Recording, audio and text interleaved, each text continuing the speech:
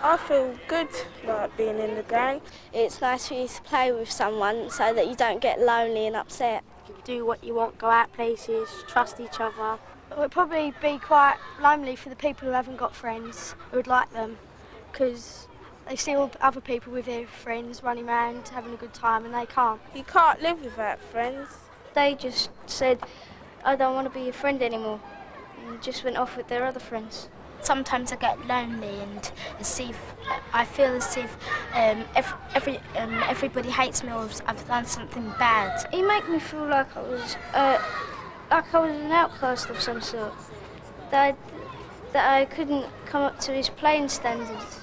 It's really horrible, and when you're left out just because you're different, you feel like you want to change and you want to be the way they want you to be so you can play with them. That's awful, Yvonne. What is? People can just get left out when they've done nothing wrong. Yeah, I know the feeling. Like you're the odd one out and nobody else wants to know. The worst thing is, it gets to be like a vicious circle and you start to feel a real outsider. It's horrible. It's just not fair. Our next story is about a woman who felt like an outsider. It's sad, really, because she lived all her life wanting friends. And she'd even done some things that she knew were wrong just to get friends. You know, to make people like her. Ever done things like that? Well, anyway, you know how it feels. But then Jesus came along, and apparently it all changed. Bella marched down the main street of the village with her head held high. Several people noticed her, but there were no cheery greetings. Instead, Bella could almost hear the tut-tutting as she passed. She saw an old friend standing in a doorway, but by the time she got there, the door was closed. Bother this town, thought Bella angrily. No one will give a girl a second chance. Then the voice of her conscience bothered her. They did give you a second chance, Bella. But this is now your 5th chance. Or your 6th? Bah! Thought Bella, and pushed the nasty thoughts out of her mind. As Bella turned into the side streets, her pace began to slow. Being an outcast in a town such as this wasn't nice. Hardly anybody would talk to her in the market that morning, and they even tried to charge her too much for her fish and vegetables. I'm lonely, thought Bella. I've got no one to talk to except the cat and the man I live with. He hardly counts. As she trudged out of the village towards the well, she thought about what her mum had said when she was first allowed to go to the well alone. Now then, Bella, take care. Lots of men out there would love to talk to a pretty girl like you and take advantage of her. Don't let them. You don't want the man you marry to find out one day that he bought damaged goods, do you? No, Ma, Bella had said, even though she didn't really understand. But now she understood all too well. Just because I've made 1 or 2 mistakes in life, people treat me more like an object than a person. I'm not even an object that anybody much wants. I'm not talked to. I've got no friends. Oh, I'd give anything just to sit down with someone and have a chat. As Bella drew closer to the well, she saw a man sitting there. Funny, she thought to herself. A man getting water, and in the heat of the day. Not even women do that. I'm the only one who comes out here at this time. And that's because the other women don't want to talk to me. I wonder what he can be doing here. The man turned towards Bella and smiled. Uh-oh, thought Bella. I wonder what he wants. Up in the window of a cottage nearby, 2 women looked down on Bella and the man. Bella's running true to form, said one. After the men as usual. That poor traveller, added the other, being pestered by trash like her. Such a nice family she came from, too, said the first. She went rotten. Meanwhile, Bella and the man were getting on quite well, in an odd sort of way. Jesus had turned to Bella, his face shining. Will you give me a drink, please? He asked. Funny chat-up line, that, thought Bella. Usually asks me if I want a drink. "Well, sir," she replied, "as you can see, the well is deep. It's not easy to draw water." "You don't understand," said Jesus, smiling still. "If you really knew who you were talking to, you would be asking him for water, because the water I can give you will last forever."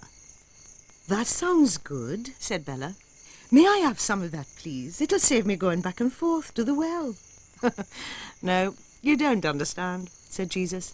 "The water I can give you will actually become like a well inside you. A well that keeps you clean, a well that keeps you healthy, and a well that keeps you living forever." "Ah," said Bella. She didn't know what else to say. "Go and get your husband," said Jesus kindly, "and I'll tell you more about all this." "Ah," said Bella again. "Well, there's a bit of a problem there. You see, I have no husband." "Bother," she thought. "Why do you have to ask that? Now he'll find out about my life and he'll reject me like all the rest." Jesus looked straight into Bella's eyes. "I know you have no husband," he said. "In fact, you've had 5 husbands, and the man you're with now, you wouldn't even call him that." Bella gulped. This time she really didn't know what to say. "Goodness me," she thought to herself. "It's as if he can see right through me." "You're obviously a man of God," she said at last. And then she desperately scrabbled around in her brain for the sort of question you ask to a man of God. "I want to keep him talking," she thought to herself. "He's the nicest person I've met in a long time, and he's chatting to me like I'm a real human being." Then she came up with a really good religious-sounding question. "Perhaps, sir, you could tell me where the best place to worship God is? Obviously, as a Samaritan, I've been taught that it's here on this mountain. But as you're a Jew, presumably you think it must be in Jerusalem." But Jesus didn't answer Bella's question in a religious way at all. To ask where the best place to worship is missing the point, he said. "You see, God is looking for a people who will worship him in their hearts first and worry about the place where they do it later." "Worship God in your heart," thought Bella. "But even I could do that." Bella sat absolutely still and looked at Jesus. "I know that one day God's special one will come. He'll talk to us like this," she said slowly. "I am God's special one," said Jesus.